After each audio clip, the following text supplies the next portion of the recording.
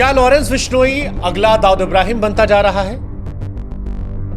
Underworld don Dawood Ibrahim और नए नए बने अंडरवर्ल्ड डॉन लॉरेंस बिश्नोई में कई चीजें कॉमन है। दाऊद इब्राहिम के पिता महाराष्ट्र पुलिस में सिपाही थे। लॉरेंस बिश्नोई के पिता पंजाब पुलिस में सिपाही हैं। इन दोनों का इंटरनेशनल रैकेट है।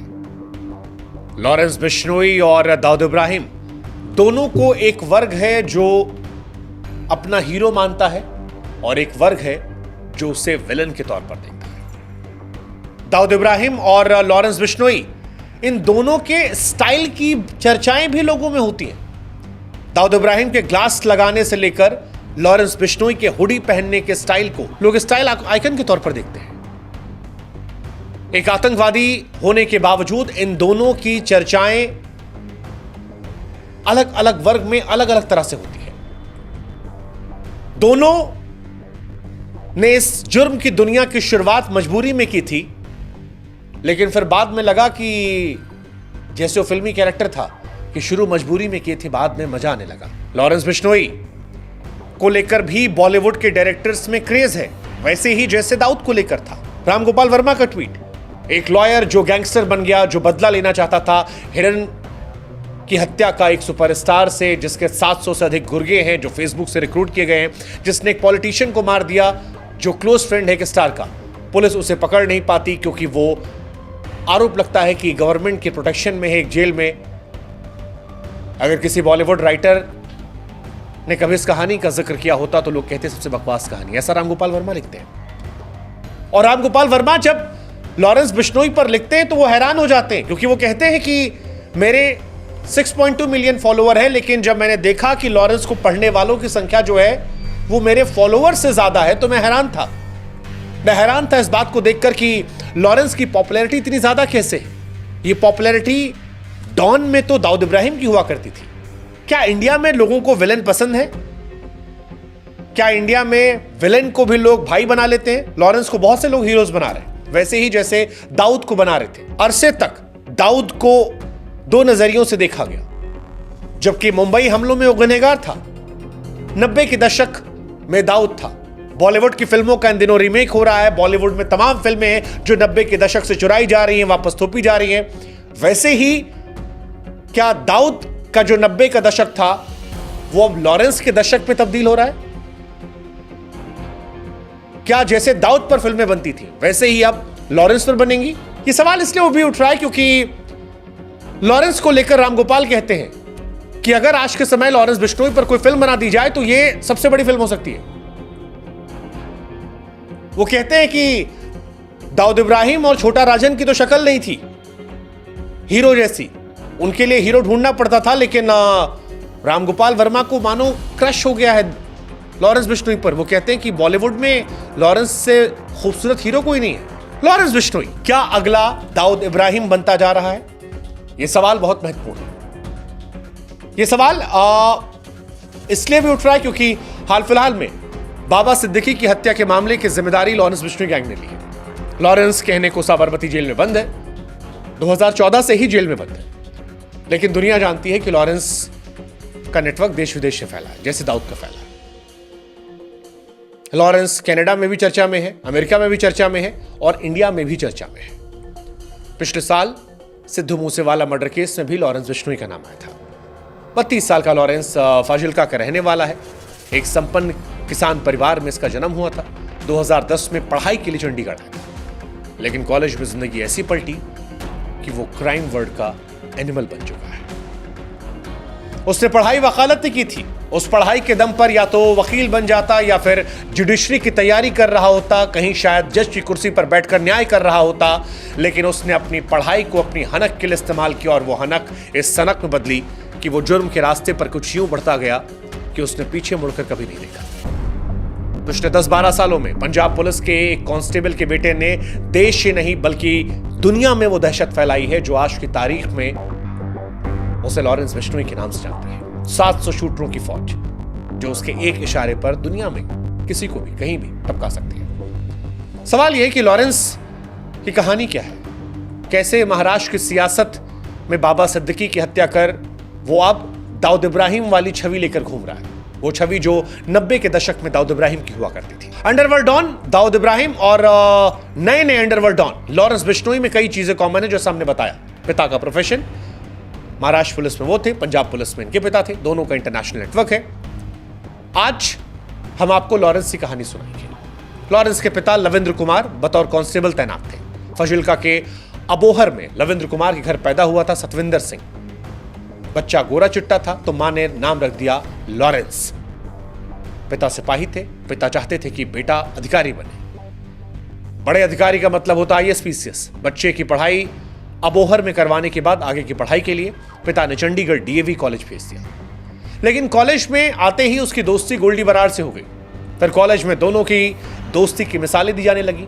LLB की पढ़ाई के दौरान उसने छात्र राजनीति में हाथ आजमाने के लिए एक संगठन बनाया, नाम दिया सोपू, यानी कि student organisation of Panjab university. इस संगठन के बैनर तले लॉरेंस बिश्नोई ने साल 2010 में DAV में छात्र संघ का चुनाव लड़ा और विपक्ष में 2 और ग्रुप थे, उदय और डक का ग्रुप। लॉरेंस चुनाव हारा।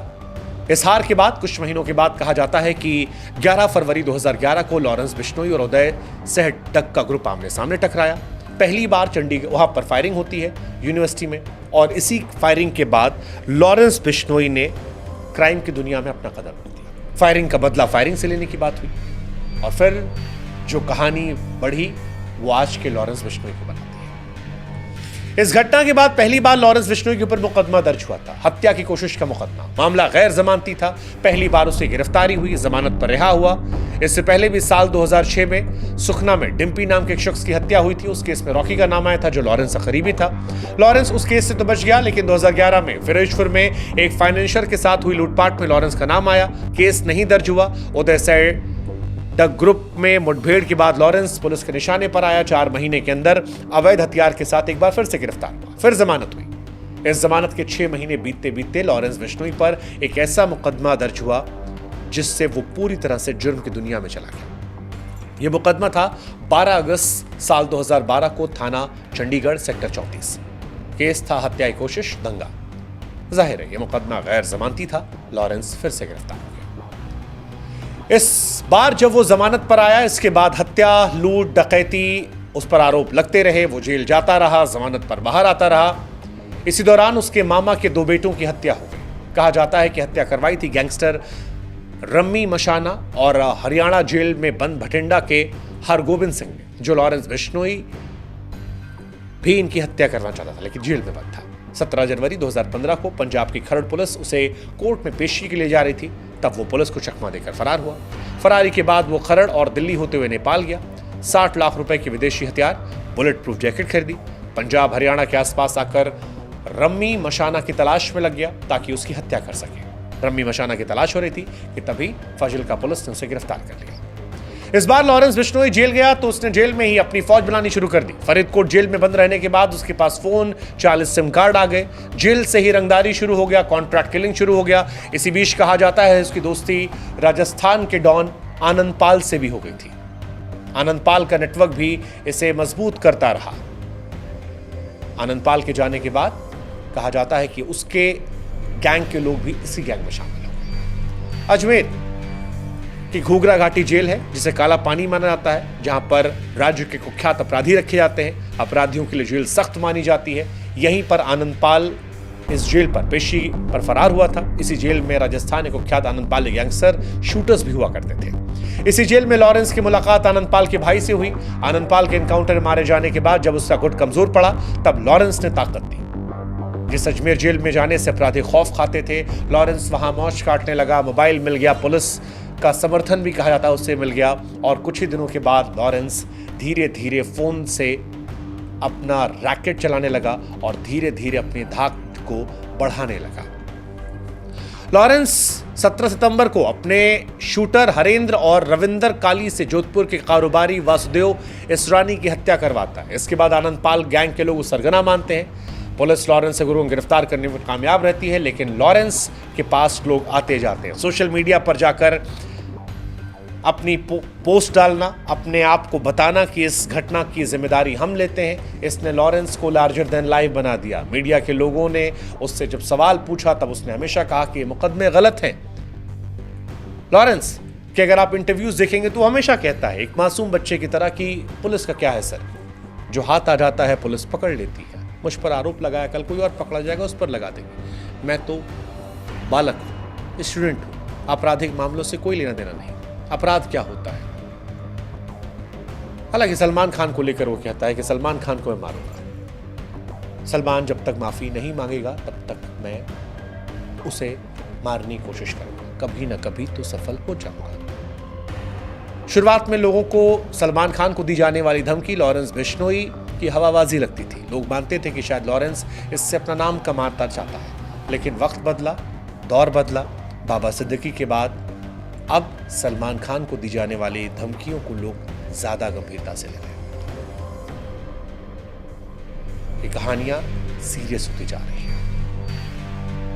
लॉरेंस बिश्नोई के पुराने दोस्त रॉकी की हत्या के बाद जब उसने बदला लेने के लिए गैंगस्टर जयपाल भुल्लर की हत्या की, 2021 में राजस्थान की जेल से निकालकर दिल्ली के तिहाड़ में भेजा गया।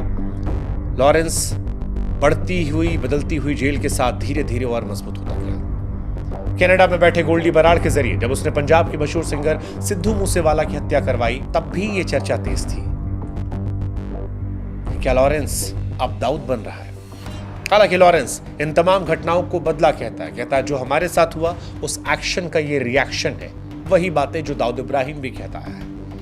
नवंबर 2023 में पंजाब के एक और सिंगर सलमान के दोस्त गिप्पी ग्रेवाल के घर पर फायरिंग हुई। इसके अगले महीने 23 में लॉरेंस ने करणी सेना के अध्यक्ष सुखदेव सिंह गोगामड़ी को जयपुर में सरेआम गोली मारकर हत्या करवा दी। इस साल उसने सलमान के घर के गैलेक्सी अपार्टमेंट के बाहर फायरिंग करवाई और अब सलमान खान के करीबियों में शुमार 3 बार के विधायक रहे बाबा सिद्दीकी की हत्या करवा दी। कुल मिलाकर सवाल फिर यही आता है कि क्या लॉरेंस भारत का अगला दाऊद इब्राहिम बनना चाहता है? जो दिख रहा है वो कहता है जवाब हाँ, उसी की राह पर आगे बढ़ रहा है। और ये कोई कयासबाजी नहीं बल्कि देश की सबसे बड़ी जांच एजेंसी एनआईए की चार्जशीट कह रही है, जो दावा करती है कि लॉरेंस बिश्नोई के पास करीब 700 शूटरों की फौज है। इनमें से 300 शूटर तो सिर्फ पंजाब से हैं। दाऊद इब्राहिम की डी कंपनी से तुलना करते हुए एनआईए ने चार्जशीट में कहा कि जिस तरह 90 के दशक में छोटे छोटे अपराध दाऊद इब्राहिम ने करवाकर इंटरनेशनल नेटवर्क बनाया था, वैसे ही लॉरेंस बिश्नोई ने भी नॉर्थ इंडिया के साथ साथ इंटरनेशनल लेवल पर अपना नेटवर्क बढ़ा लिया है। आज की तारीख में लॉरेंस भले ही गुजरात की सबसे सुरक्षित जेल में से एक साबरमती जेल में बंद है, लेकिन उसका नेटवर्क हिमाचल प्रदेश, पंजाब, हरियाणा, दिल्ली, उत्तराखंड, उत्तर प्रदेश, बिहार, राजस्थान, गुजरात, मध्य प्रदेश, महाराष्ट्र तक फैला है, जबकि विदेशों में कनाडा, अमेरिका, पाकिस्तान, दुबई तक उसके गुर्गे हैं। ये वो गुर्गे हैं जो उसके एक इशारे पर किसी को भी मारने को तैयार हो सकते हैं। लॉरेंस कहता है कि एक बार कॉलेज से उठाकर जेल में डाला गया था, लेकिन मुकदमे कहते हैं कि उसके ऊपर 50 से अधिक मुकदमे हैं, सजा किसी केस में नहीं हुई है। हर अपराधी की तरह लॉरेंस भी निकलना चाहता, लेकिन लॉरेंस कहता है कि यही मेरी जिंदगी है, यही मेरी हकीकत है, अब इतने आगे आ गए हैं कि पीछे नहीं आ सकते। लॉरेंस बिश्नोई एक ऐसा अपराधी है जो जमानत के लिए अपील भी नहीं करता, ना उसका कोई वकील कभी अदालत में पेश होता है, क्योंकि लॉरेंस को लेकर यह माना जाता है कि लॉरेंस को ऐसा लगता है कि जेल के बाहर बैठकर अपराध करने से ज्यादा बेहतर है जेल के अंदर ही बैठकर अपराध किया जाए। उसका यही रवैया पुलिस के लिए फिलहाल सबसे बड़ी चुनौती है, क्योंकि उसे चाहे राजस्थान की जेल में रखा गया हो, पंजाब में रखा गया हो, तिहाड़ में रखा गया हो या फिलहाल साबरमती, ना लॉरेंस का खौफ कम हुआ, ना उसके अपराध की गाथा जेल में बंद रहकर अपराध करवाने और फिर सोशल मीडिया पर उस अपराध को ग्लोरीफाई करवाने की वजह से उसके गैंग में रोज आए दिन अपराधी जुड़ते जा रहे हैं और लॉरेंस हर बढ़ते दिन के साथ ताकतवर होता जा रहा है। हालांकि लॉरेंस को मानने वाले कहते हैं कि लॉरेंस अपराधी नहीं, समाज सेवी है। लॉरेंस के इंटरव्यूज को देखकर लगता है कि वाकई में वो अपराधी नहीं, एक समाज सेवी या समाज का प्रताड़ित किया हुआ व्यक्ति है। लॉरेंस की जो फेसबुक अकाउंट है, अगर वो सच है, उसके अपने हैं, तो वो कहता है डिफरेंट स्टाइल में समाज सेवा। लॉरेंस वो व्यक्ति है जो अपने आप को राष्ट्रभक्त कहता है। लॉरेंस अपने आप को राष्ट्रभक्त कहने के साथ भगत सिंह को आदर्श मानता है, और शायद यही वजह है कि वो किसी का भाई है और किसी के लिए विलन है। किसी के लिए हीरो बन जाता है तो कोई उसे आतंकवादी की श्रेणी में रखता है। लेकिन लॉरेंस की ये सारी बातें उसे दाऊद इब्राहिम से कहीं ना कहीं जोड़ती हैं। क्या जो 90 के दशक में दाऊद था वो 21वीं सदी में लॉरेंस है? कैसे आप देखते हैं, बताइए।